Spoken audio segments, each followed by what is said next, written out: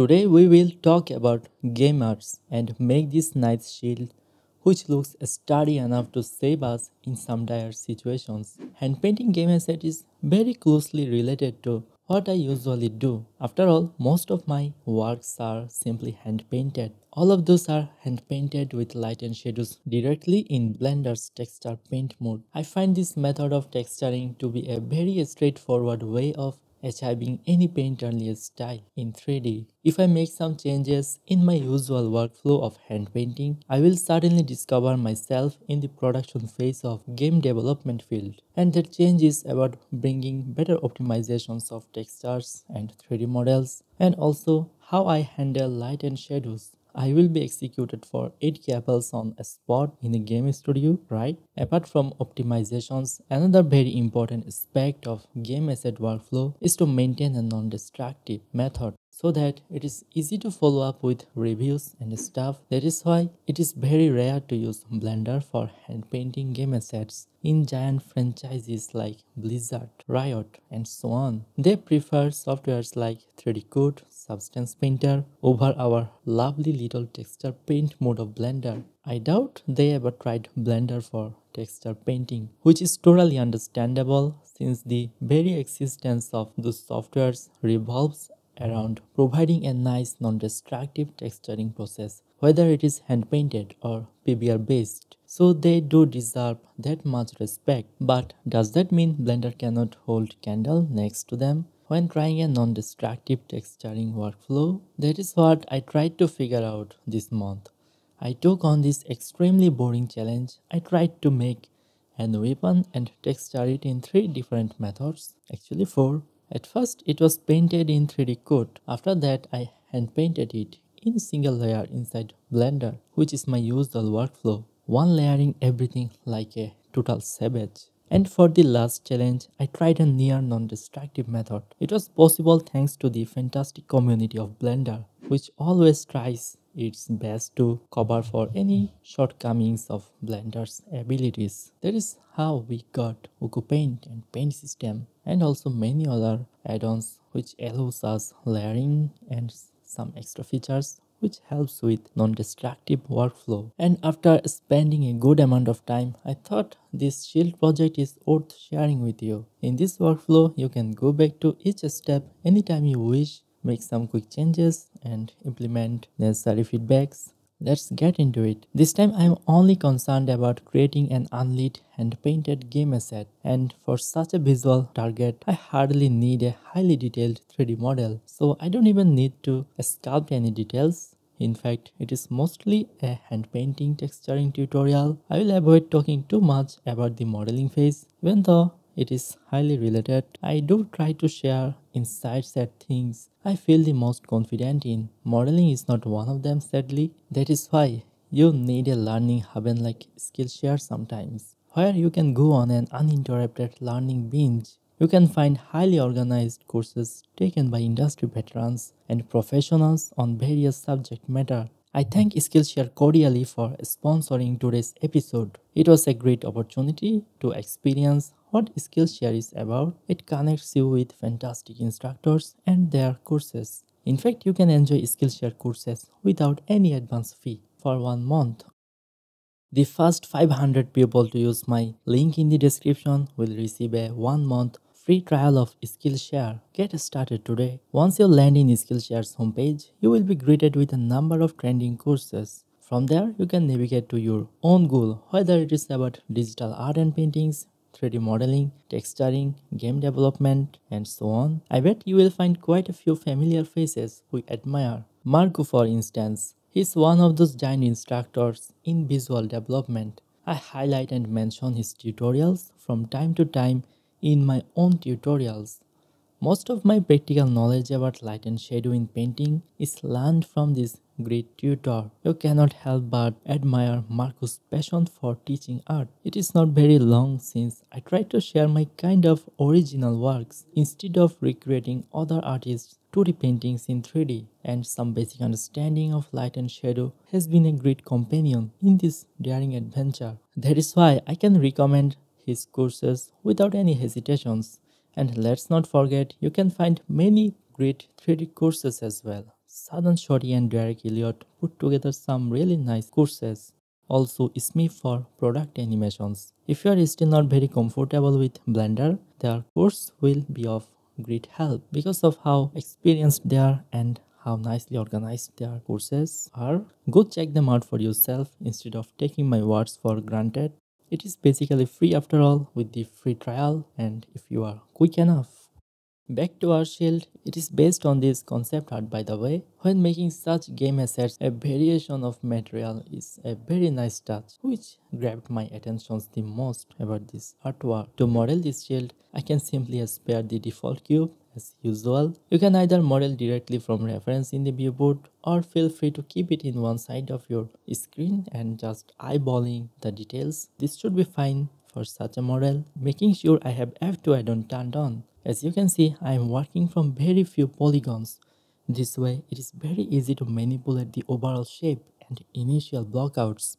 To manually push or pull the vertices, edges or faces, I like to turn on the move gizmo, and the knife tool is super handy to manipulate mesh topology. In initial phase, I try to achieve a decent topo flow, even though I may destroy the flow at the last stage a little here and there. I am making some subtle changes to the original design by giving it a slightly convex shape. I am manipulating some faces to make the base of metal part of the shield. Selecting the base now and making an extrusion, we have some pyramid-like things on top. So I beveled a vertex from each side and turned it into the pyramid structure. We cannot see the back side. You can try to do some study at this stage and come up with something to place at the back. I'll simply add some quick padding and some leathers to hold on to. And this is pretty much it for the basic block out. For final refinements, we can add few more details and some text for cavities. For the texturing process, I will get the help of Ucupaint. You can easily find it by searching for it in the extensions. While adding a material, I will select emission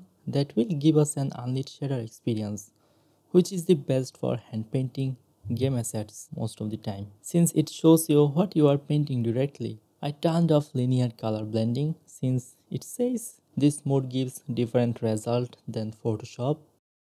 I don't want that. Now let's enter texture paint mode. I'll switch over to a standard view transform. That way we can see the exact color we are painting without any post processing or view transformations. You can add texture layer from this plus sign, very obvious. Feel free to prepare a color palette before we start the hand painting process. I'm picking some midtones, specular highlights, and also some very dark shadow colors from different materials. Usually I keep one texture editor below here to see the changes of my textures in real time, and it also comes in handy for a few other uses. Let's pick the bucket tool to fill the wood layer. I am facing a rare issue here. I had to run amok here and there till I realized I accidentally selected the wrong view transform. This one should be set to a standard. We can see some seam issues which can be easily solved by adding more paddings to our UV islands. To do that, increase the bleeding a lot. I may need to tone it down during painting though, so that the colors don't spill into neighboring islands. Well, there is another reason to maintain a proper allowance around your UV maps. We need tightly packed UV maps, but be mindful to keep some paddings. Making another layer for the metallic part. I am filling this layer with a dark base color. It is a very good idea to start from darker colors and slowly building up form and shapes with necessary lightings or highlights. We will use a mask on this layer to show the metallic base in their correct place. Instead of painting the mask manually, we can select the respective faces and fill them with the bucket tool while keeping the face masking turned on. Yeah, I ended up triangulating the mesh during some lighting test on this shield to fix some glitches, but you should skip that if you plan to use flat shading only. That will keep this stage more comfortable. Quads are the best for a reason, but it's not like we cannot live without quads. I have selected the wood faces at the back with the hotkey C for face selections, but for the front side it is a simple process since we got it in a separate UV island. Just select the island with sim option enabled and invert the total selection with Ctrl plus I. We got our metal. Now fill it up with white color. Black color in masks means it is transparent and the layer below will show up. On the other hand, white color stands for full opacity. Depending on how strong your white color is, the layer being masked will show up with the respective strength. And do test out your mask. Check for any mistakes. Looks perfect. When in wood layer, I can only paint on the wood, and when in metal layer, we are restricted to the metallic part. You can switch between painting layer and its mask by simply selecting them directly. I can paint the mask manually to bring changes to the shape of the metal this way. You can keep black and white color close by in primary and secondary color and alternate them with the hotkey, which is X for me. Or another thing you can do is holding Ctrl and paint. You can paint with the secondary color. Time to add some color variations to our base color. They are totally flat now, which is very unnatural. Nothing in our real life is monochromatic. Everything around us has hue variations. Sometimes it is simply because of material properties and surface conditions, or sometimes it is just because of ambient reflections of different colors, and also wears and tears, darts, aging, grunges. All of those factors plays into bringing variation of color in the object we see every day. So please do add some variation of colors. Don't be afraid to move around in the color wheel and slightly adjust the hue. Same goes for the metallic part. I was unable to paint on those two jointers.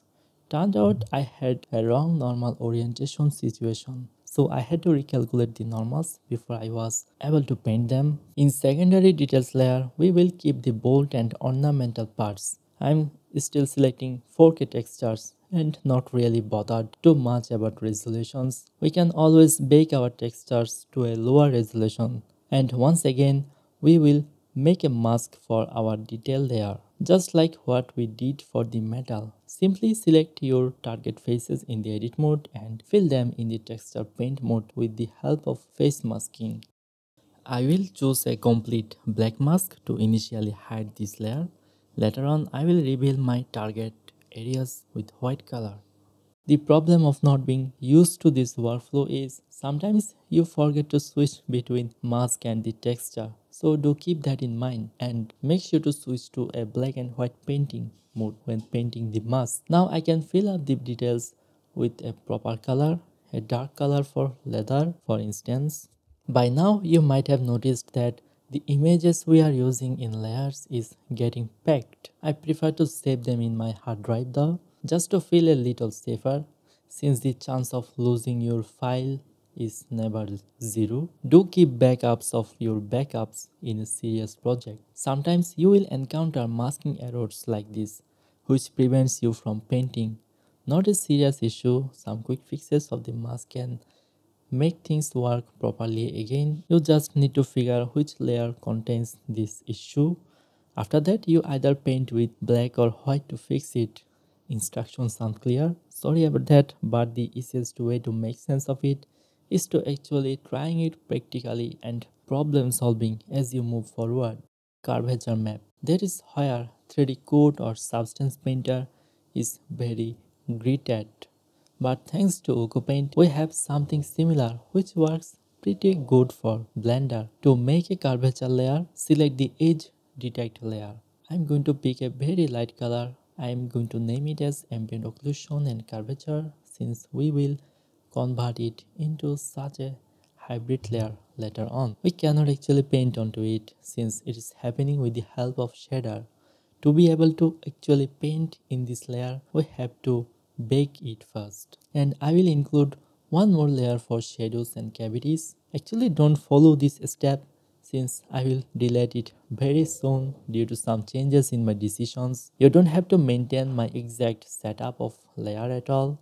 In fact, in some game studios, you might receive different kind of technical requirements for different styles, which are easy to achieve in a properly established workflow. So you should try to adapt all the time instead of trying to make one workflow work for every single case. To bake the curvature map, hide every other layers except the edge detect layer. We need to turn on alpha to bake with transparency. We cannot see anything, but don't worry, we will get everything back soon after baking. Go over here and bake color channel, select GPU and increase the samples a little to avoid noise issue. And we got this nice curvature map. I'm going to save it as highlights and cavities and turn off use bake. Remove the edge detect layer, shadow and cavity layer is gone too, but you can keep it around and just rename it for another layer I may add in the future. So just keep that hidden. Now we will load our curvature map and everything is working perfectly. We are back to our shield at where we left it. This time every layer is paintable. I see a random generated name on this layer, even though I could swear I changed it while saving it. Anyway, let's turn some part of our curvature map into ambient occlusion shadow because that is what would make sense in some of the sharp corners or ridges. Here is a trick. In Blender, you can actually lock alpha transparency. That is so handy, even though it is a little strange, because this setting is better off without getting locked to each brushes. Hopefully, it will be an independent feature some days so that we can control it with a hotkey. If you lock transparency, you can paint on pixels only. So transparent part of the layers will be unaffected. Repeat this for every ridges and cavities. And finally, we are ready for the main part of painting. The real fun starts now. We can start with some details on the wood material. Let's paint some line separation for each wood planks. Similar treatment for the metal layer. I'm painting secondary shapes now, such as this big rust and cavity. This is the fun of hand painting. The geometry doesn't hold any details at all, but we will do that through painting. At this stage, we can work on some subtle highlight and sculpt some shape and forms. Let's paint the cracks or any separation lines. You can paint with a light color at first, then paint with darker color to give form to cracks and cavities. Or you can start from a darker tone and make it lighter through color blending. What I mean is try to avoid flattening up your colors. After all, we are going to paint surface details directly, so flat colors will not help much. Try out some color blending at this stage. So these are our secondary shapes on the big chunk of metal.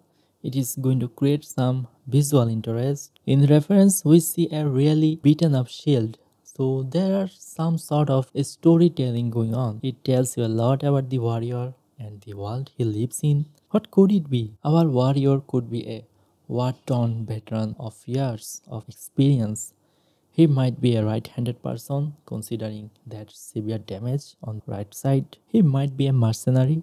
In the regular army, you might get easier access to finer shields with better maintenance. This shield accompanied the warrior for a long time. Some really big chunks are missing here and there. So this fellow might be continuously at war. That could be the reason why it is in such condition, or perhaps it has some sort of magic buffs which makes this shield irreplaceable. All these speculations are not necessary to be true, but that is how a game asset should be. With ample room for imaginations, the world created for the game needs to be reflected in the game assets.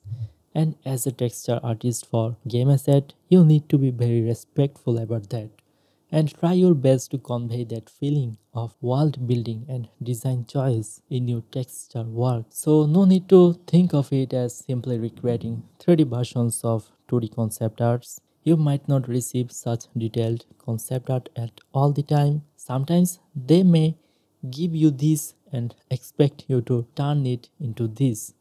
So there is more at play. There is this mutual understanding between the concept artist and texture artist. Time to paint lots of shadows. I am not still very serious about refinements, so I am just quickly placing shadow colors and I am trying to keep the shadow the darkest at sharp corners or ridges. From there, I am blending toward lighter color. My overall target during texturing it as a game asset is to keep things as flat as possible while expressing clear shapes and forms or volumes. Sounds a little contradictory, I admit, but that is something you may need to be careful about. Don't try to make a strong contrast of light and shadow. As for the shadow, we will mostly hand paint form shadow, and cast shadows are totally off limit, so don't blow up any part of your asset too much with lighting. That way we will be able to reduce the dependency of 3D light and shadow, and in return we can provide the players a more painterly feel instead of compromising too much. So once again, we need form shadows, ambient occlusions, and some midtones, highlights. For metal, you can also try to paint subtle specular highlights. This sphere can give you a better feel of what I really mean. And this is where things are different from my usual artworks. In my usual artwork, I would even hand paint some cast shadows and most probably piece of a lots of pupil. I also painted some simple cracks in the wood. It is alright to keep them flat like this for now since I am still blocking out the foundation. So we have established some decent forms in the metal part and wood materials. Let's move on to the next step of adding details. I am placing lighter color above the shadow of cracks and ridges. This way I can form a geometric plane in those flat foundations. You could paint the details of previous step in a separate layer, but I tend not to favor too many layers since there are some perk of less layers too. Just use as much as you need. I have more freedom with color blending this way. That way I can sample color after placing strokes and try to make a gradual transition. This is something I do all the time instead of using soft brushes or something like a smudge brush. This gives me the most control over color blending. The wood still looks pretty monochromatic, which is so boring, hence I am adding more localized color variation. This time I am not really aimless, I am actually choosing some shapes to place some darker tones. They sort of represent a more edging in those areas, or it could be just the wood fiber being so diverse. I keep the stronger highlights in a separate layer because they are a bit more tricky. Getting the metallic and wooden look right through painting might require some real efforts. Hence, it might be a good idea to allocate separate layers for such trouble areas. By keeping them separated, I can add stronger highlights or erase it to make it lighter. Do you see the toggle eraser option? You can assign a hotkey on it and quickly change to erase mode with your selected brushes right away. And putting some stronger highlights here, this metal part is not actually reflecting too much light because of how old it is. So try not to get overboard with it, keep your values limited and don't use very light values. Value distribution in different material is worth studying a lot. It will help you to paint believable materials the most if done correctly.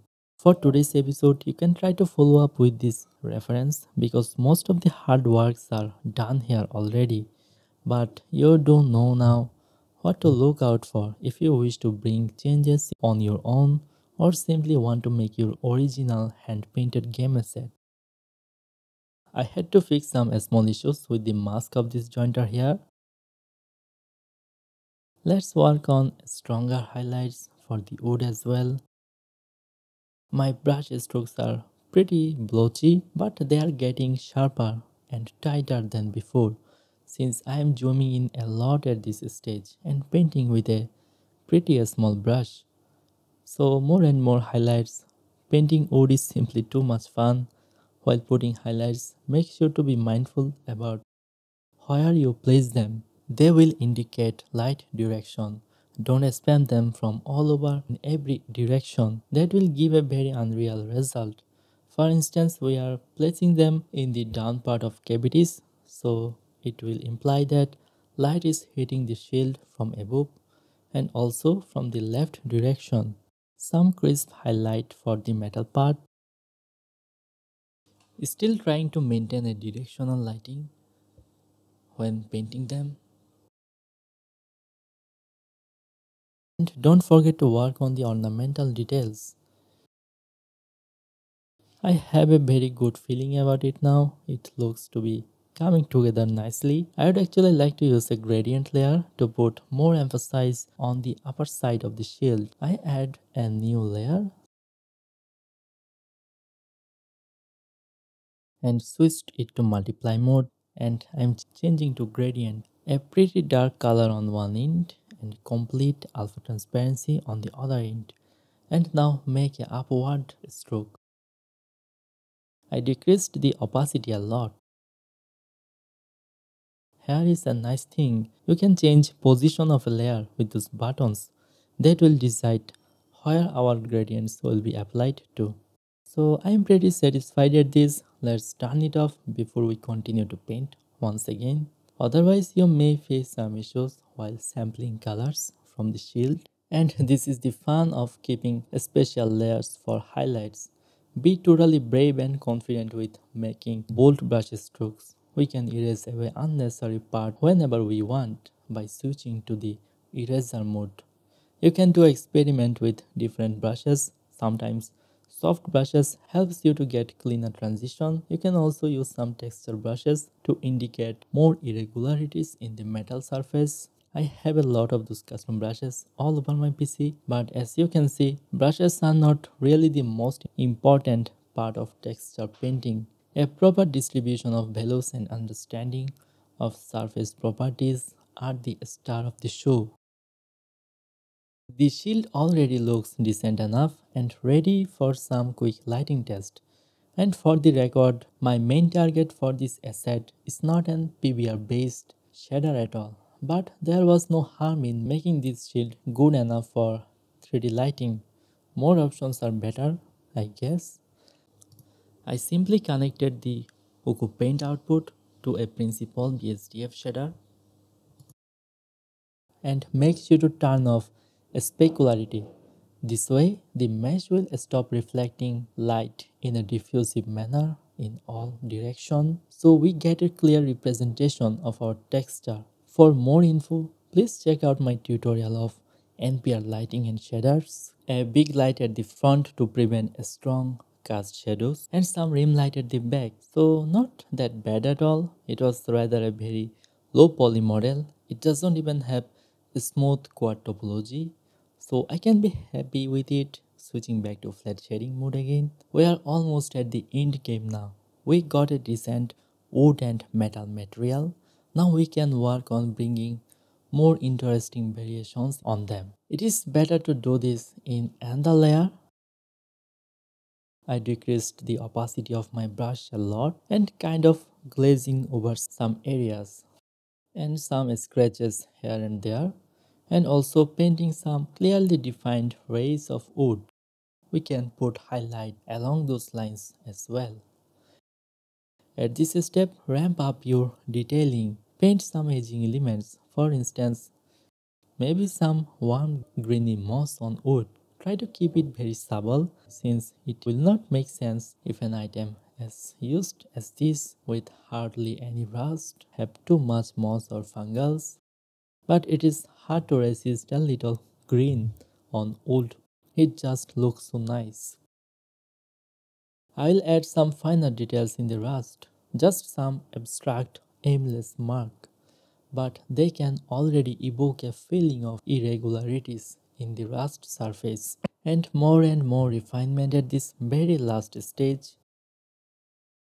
At this point, you can continue to refine things further through texture painting in 3D, but another thing we can do is doing that inside an external editor, which is a painting software of your choice. I will keep that in one last layer, adding one with this name because I failed to come up with a better name. Before you can try the next step, you need to include the external editor in your preferences. You can find it here. Simply paste your painting application path here. And I am going very close to the model. The closer you are, the bigger it will be in external editor. I will work on a 4K texture and hit quick edit. So Blender will send a 4K screenshot to your external editor where you can paint just normally and Blender can pull it back to project. it onto your 3D model. I like to use external editor mostly because of lasso tool. How I wish Blender had one such function. But it is okay, we can still do that with the help of external editors. And don't start painting directly onto it, please do that in a separate layer. I will try to make some smoother color transition in the areas I am selecting with the lasso tool. Some sharper highlights. This stage depends a lot on your overall art direction, so it is not a must-have step. When you are ready to send it back to Blender, hide the initial image first and save your paint over with transparency in the PNG format. And when we are back at Blender, we can apply that certain camera view onto texture and save it. And we can also keep painting without the need of making another export. All we need to do is save the image again. And not just the metal, I will refine the wood too. I went back and forth between Clip Studio Paint and Blender quite a few times to finalize my details. I am not using the lasso for wood. We don't need that extra sharpness or highlights like the metal material, so a simple round brush can do the job pretty well. This is how our shield turned out. I know it is not as good as the stuff you see from senior artists from Riot or Blizzards, which makes sense. For my defense, I am not one of them. And also, this is not what I usually do. Just like you, I also wanted to try out a non-destructive texture painting workflow with Blender. And it remains a mystery if in a real job would I really try to favor Blender as much or try to follow the established workflow. It really boils down to the technical details and requirements. But for your passion project, why not give it a try if you are very comfortable with Blender? For the last part of this tutorial, I will try to quickly generate some variation of this shield or make some adjustments to see how non-destructive it really is. I duplicated the material before I tinker around with it, though it was not necessary. There are several adjustment modifiers for each layers. I mostly tend to use the RGB curve. For instance, let's add one to the wood texture. I'm going to raise the contrast a little by pushing the light value above a little and decreasing the dark value slightly. We can also target separate channels. This way I could achieve some sort of paint peeling effect. So these are two versions of this shield. Let's bake the texture now so that you can use them in your own game engine. Alright, we can also try to paint some decals or effect. Let's call this player simply painting, but yeah, it could be something more sinister than that. I am switching to the overlay mode and painting with a red hue. This way the underneath brushwork will survive. And I cannot predict the result perfectly this time. That is why I need the help of adjustment modifiers again. So I can play a little with the RGB curve till I get something good enough. This way you can add decals or any grunges too, since Ucupaint lets you to open images in the layer stack. And baking is my other favorite part of this add-on. With a few clicks, you get your layers baked onto a texture like this, where you can bake all color channels directly. Your baked result will be shown in case you have an image editor opened up. You can save it from here or just click here to access the save option. You can also toggle off use baked so that you can go back to the layer stick again. From there you can do your painting again and again or make any adjustments you want and then rebake the colors again. If it is a separate version of the texture you are trying to export, do not click save image since it will replace the previous bake. Go for the one below instead. You will get to give another name and save it separately. Now you have a set of textures for your shield which you can use in a game engine. So that was it. Let me know what do you think about all those game asset studies with Blender. Let me know if you have tried this workflow and what you liked and hated about it. Like and subscribe to stay tuned for more stylized art tutorials in future. See you next time.